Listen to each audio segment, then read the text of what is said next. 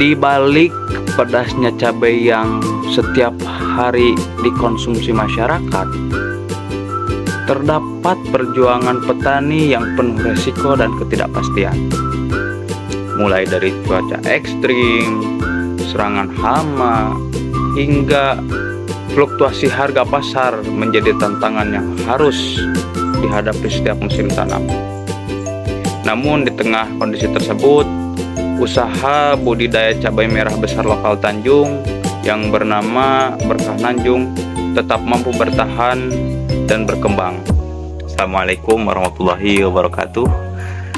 Halo semuanya, saya Dedos Mubarok, salah satu mahasiswa agribisnis Universitas Terbuka UPBJJ UT Bandung dengan NIM 0533242824. Nah, di sini saya akan membahas hasil observasi studi kelayakan agribisnis pada usaha budidaya cabai merah lokal Tanjung yang bernama usaha Berkah Nanjung yang berada di wilayah Kota Tasikmalaya. Jadi gini teman-teman, studi kelayakan agribisnis yang saya observasi ini mencakup beberapa aspek, diantaranya aspek pemasaran, aspek teknis, aspek manajemen, aspek hukum, aspek sosial budaya, serta aspek lingkungan. Nah, kita bahas satu persatu. Sebelum ke pembahasannya, kita harus tahu dulu latar belakang Kang Deden itu. Kemarin saya observasi sambil nanya-nanya gitu ke Kang Deden.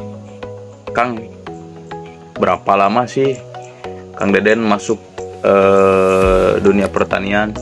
Nah, beliau itu bilang gini, kurang lebih tahun 2016, dan mulai fokusnya itu di tahun 2018 sampai sekarang gitu. Sekarang beliau itu lagi membuka lahan baru dengan capaian luas kurang lebih 0,5 hektar dengan rencana populasi tanamannya kurang lebih 12.000 sampai 20.000 lah gitu, tergantung nanti metode cara tanam yang akan beliau aplikasikan gitu. Nah, yang pertama aspek pemasaran. Kang, gimana pemasaran hasil ini? Beliau menjawab, untuk pemasaran kami nggak begitu sulit. Mendistribusikan hasil panennya itu langsung ke pasar Caringin Bandung gitu. Kenapa kok milih ke pasar Caringin Bandung? Karena ternyata kebutuhan pasar Caringin Bandung itu per harinya kurang lebih 5 sampai 10 tonan gitu kata dia. Jadi ya lumayan lah, gampang pemasarannya. Pemasaran yang dilakukan itu pemasaran langsung ke pasar, nggak ada dan nggak langsung ke langsung ke pengepul, tapi langsung ke jongko yang ada di pasar Caringin Bandung gitu. Nah, untuk selanjutnya aspek teknis. Nah, aspek teknis ini Kang Deden sebelum melaksanakan usaha agribisnis, nah beliau itu pasti melaksanakan analisa dulu. Analisanya, dan dia itu memiliki SOP-nya dengan 100 meter persegi. Nah, ada RAB-nya sampai panen gitu. Udah selesai menganalisa usaha agribisnis tersebut, langsung terjun ke lapangan gitu.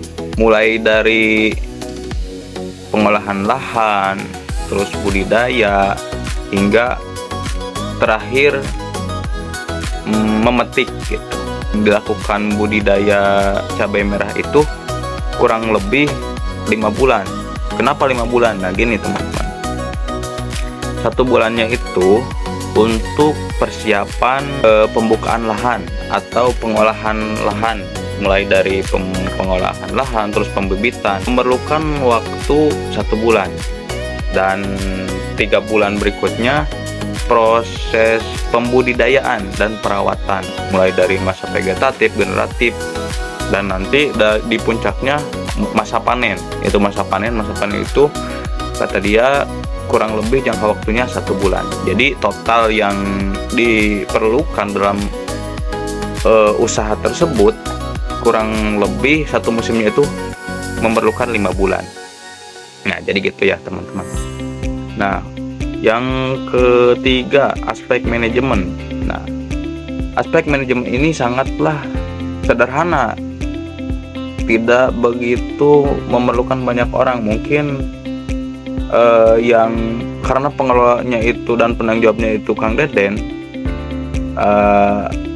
ya nggak begitu banyak orang lah intinya. Cuma kalau dalam proses pengerjaannya Kang Deden pasti meng-hire orang gitu, dengan rata-rata pekerjanya itu per hari atau per musim itu kurang lebih 7 orang lah, ngambil tengahnya. Karena gini, dalam proses awal kayak pengolahan lahan atau penutupan mulsa yang selama 1 bulan itu mungkin diperlukan 10 orang. Jadi beda-beda gitulah intinya, kadang 5 orang, kadang 2 orang, kadang 10 orang. Jadi ngambil rata-ratanya itu di angka 7 orang. Nah, terus selanjutnya dalam aspek hukum. Nah, aspek hukum ini karena Kang Deden ini selama sistemnya ngontrak selama 1 tahun, jadi belum ada gitu aspek hukumnya. Nah, terus aspek budaya dan sosial ekonomi. Nah, ini berdampak. Contoh kecilnya dari meng-hire orang gitu, membuka lapangan kerja baru. Dan aspek lingkungannya, beliau juga pasti masih menjaga lingkungan dengan